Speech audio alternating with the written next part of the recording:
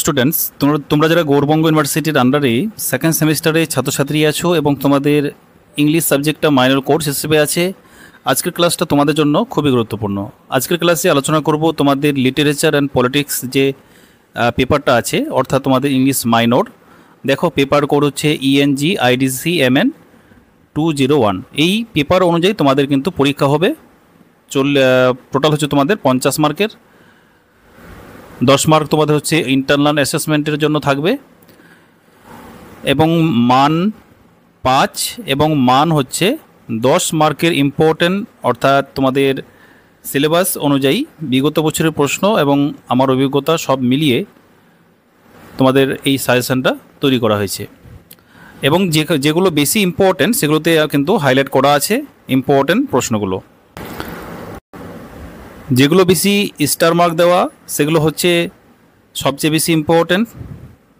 তোমরা যদি এই প্রশ্নগুলো ভালো করে প্রস্তুত করো আর ভালো করে তোমরা রিভিশন দিয়ে দাও, তাহলে তোমাদের অনেকটা সময় বাঁচবে এবং তোমরা পরীক্ষার জন্য আশা করি তোমাদের নম্বরও কিন্তু তোমরা পেতে পারো।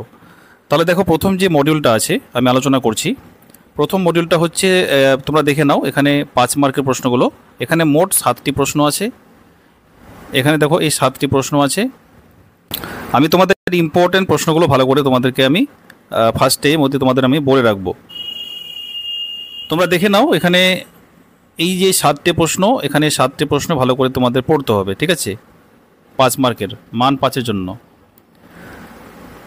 তারপর তোমরা 10 মানের জন্য এই যে প্রশ্নগুলো দেখতে পাচ্ছ, 10 মানের জন্য তোমরা এই প্রশ্নগুলো ভালো করে দেখবে। এখানে 5টি, মানে 10 মার্কের 5টি প্রশ্ন আছে। আমি তোমাদের পড়ে শোনাচ্ছি না, তোমরা তোমাদের সময় মতো, তোমাদের সুবিধা মতো তোমরা স্ক্রিনশট করে রাখো।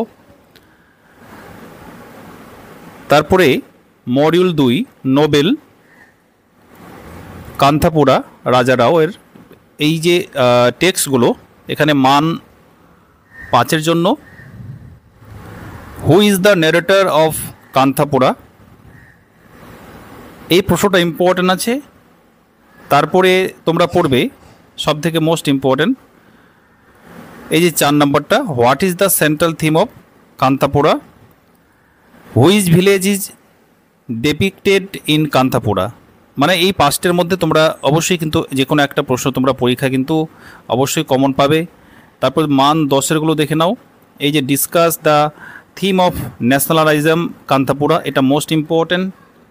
তারপরে এখানে আরেকটা প্রশ্ন আছে, examine the portrayal for rural India in the novel, মানে 4 নম্বরটা। তারপরে মোস্ট ইম্পর্টেন্ট এই যে analysis the influence of Gandhian ideology in কান্থাপুরা।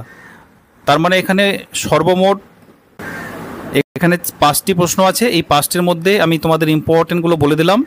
এরপরে ড্রামা আছে এখানে মডিউল 3-এ, দ্য ব্লাড নট। এখানে এই যে ইম্পর্টেন্ট 5 মার্কেরগুলো প্রশ্নগুলো দেখে নাও।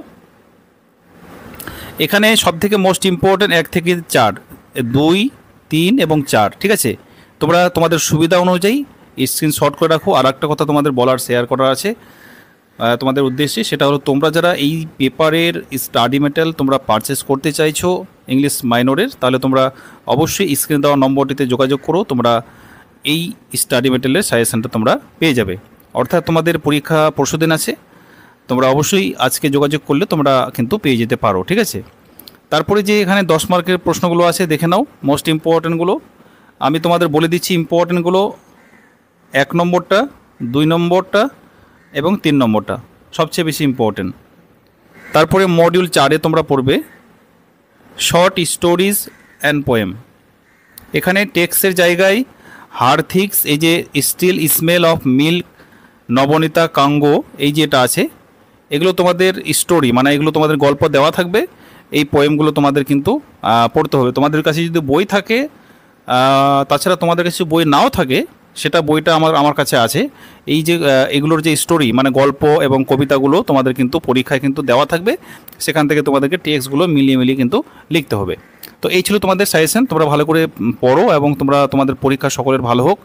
এবং তোমরা যদি কোথাও কোনো তোমাদের কনফিউশন হয়, তোমরা আমাকে কমেন্ট বক্সে আমাকে বলতে পারো।